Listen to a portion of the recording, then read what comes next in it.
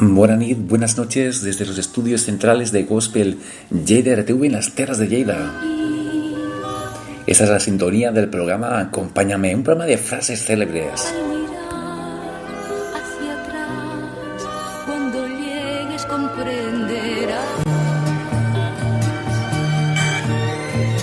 Y me gusta esta sintonía nuestra de Karina, Un Mundo Nuevo, canción que llegó al número 2 en el Festival de Eurovisión del año 1971.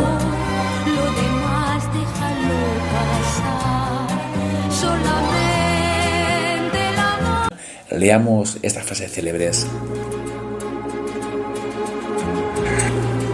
Respira,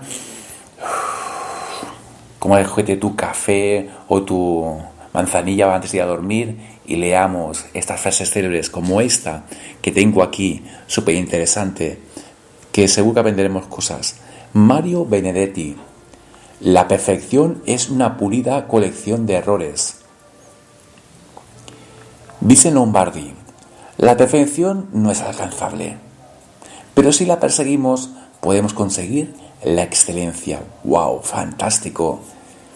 Pearl Buck: el afán de perfección hace a algunas personas totalmente insoportables. Y nos dice en esta página Psicología y Mente: no busques la perfección, solo enfócate en hacer las cosas bien. El conocido pintor catalán Salvador Dalí ha dicho: no temas a la perfección, nunca la alcanzarás. Muy agudo y real lo que ha dicho.